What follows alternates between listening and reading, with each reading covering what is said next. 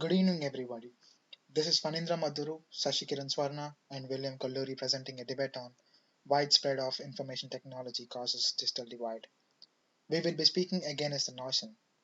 Firstly, what is digital divide? It is a phenomenon where technology causes an inequality in the society. Speaking on concept of the argument, we will be making an assumption that digital divide already exists in the society. The term was first used by US journalist in 1995 to describe the gap between students and classes in terms of number of PCs available per student. As the technology improved radically, means to communicate got better, improving the availability of technology to common people. As of 2015, there have been a tremendous progress in technology.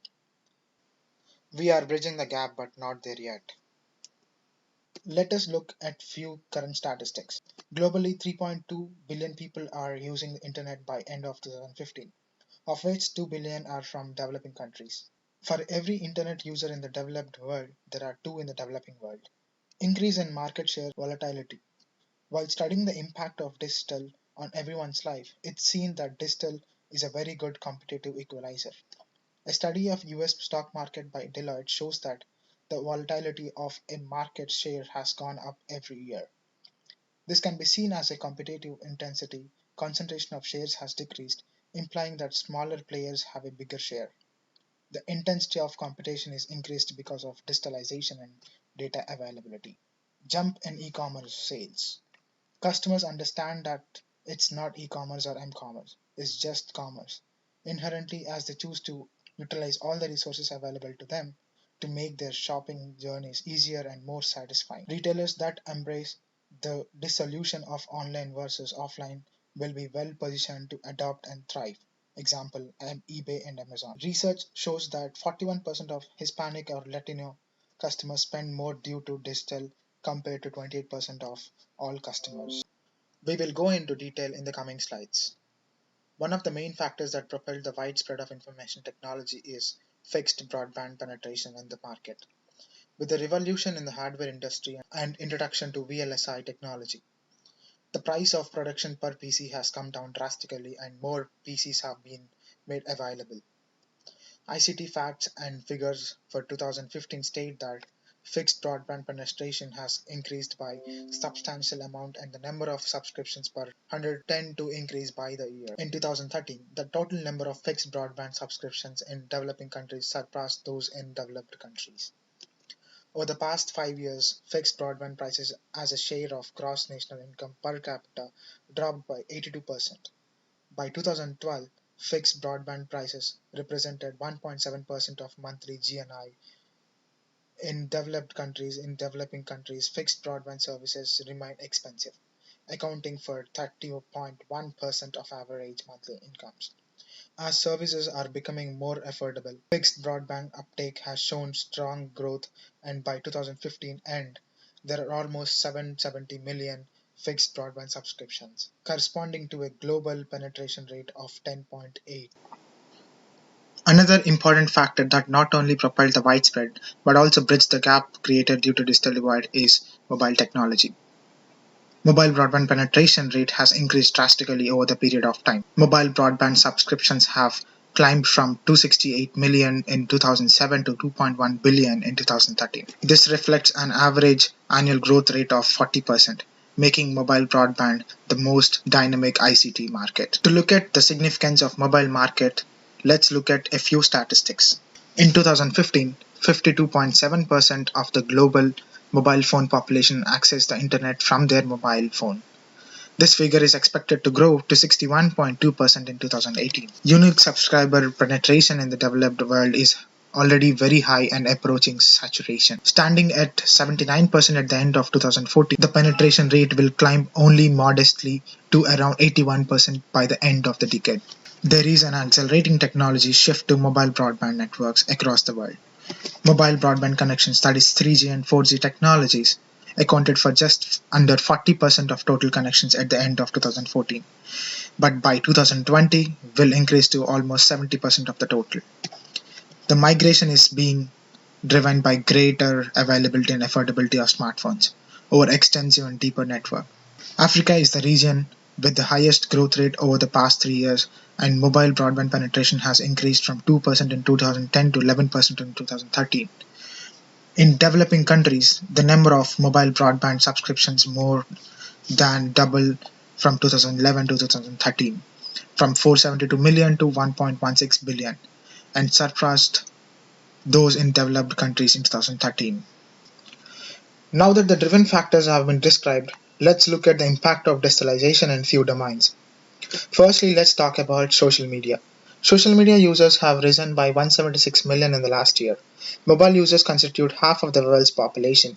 2 million smartphones are sold worldwide every single day. WhatsApp has gained 300 million new users since the last year, August 2014, a year on year growth of 60%. It became a common platform to speak, protest, and share information. A popular message on current social media takes 2 hours time to gain as large as 500,000 tweets. User generated news is one of the main advantages of social media. If a person wasn't at a live event, the only way they would hear about it would be from the news media. This worked well enough when you consider how things were before. But the side effect was that a few gatekeepers controlled what images people saw, what news stories were covered. YouTube have forced changes in ways that traditional media couldn't because they lacked access. By making communication and connecting to others easier and faster than before, social media has been an engine for change in the world. As mentioned earlier, social media helps in broadcasting a message, and the results were quite marvelous. Let it be the campaign of Lou Gehrig's disease through the Ice Bucket Challenge, or the recent flood relief activities taken up by the local residents of Chennai using the hashtag Chennai Rains. Let us talk about the other factor, sales. Looking back into the Deloitte case study, more customers were using digital devices before and during the shopping journey, including smartphones but also tablets and laptop computers, and much more digital information was available to them. What we called the digital influence factor directly impacted 36% of total in-store retail sales in 2013, that is $1.1 trillion, or more than 4 times bigger than e-commerce alone. While many retailers continued to focus on digital as a channel, we proved that digital clearly was not just an addendum but an integral component to traditional brick and mortar retail, says Deloitte. Digital is projected to influence 64% of in-store retail sales by the end of 2015. 62% of customers continue to be most influenced by digital when shopping for electronics, which includes television and audio products, personal electronics, and home appliances. Data is more available to the public via mobile sources and gives an common ground. Retailers could no longer afford to treat digital channels as a separate or distinct business. This concept goes well beyond the current conventional wisdom of omni-channel. Coming to education and employment, digital learning has clearly climbed the ladder quickly. Digital learning promotes education. India, China, Malaysia, Romania, and Poland tops the list in utilization with 55%, 52%, 41%, 38, and 28% growth rates, respectively.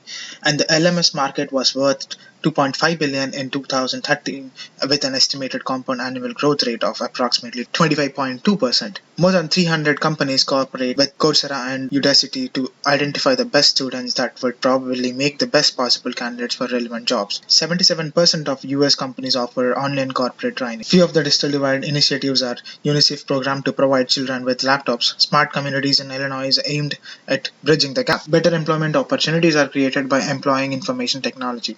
At one of the UN's conference, the representative of Congo said his country has implemented a cyber strategy that gave priority to development of fiber optic network. 5 mobile phone companies were now operating in Congo, which created jobs and allowed more diversified economic base. Outsourcing strengthens other countries' knowledge base. ICTs provide user-friendly solutions like LinkedIn and promotes research and development. Mobile job search is no longer a taboo. And here are some tidbits.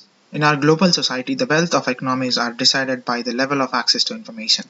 And in 5 years, the gap between information haves and have-nots will cease to exist due to the advent of mobile technology. FCC intends to close digital divide in rural America soon. Europe intends to close digital divide by 2020. And this is what we conclude. Widespread of IT bridges the digital divide. Digital divide measures based on race economic situations are outdated. Digital divide is a far disputed concept in underdeveloped countries. Information technology helps to provide a common platform for all. Thank you.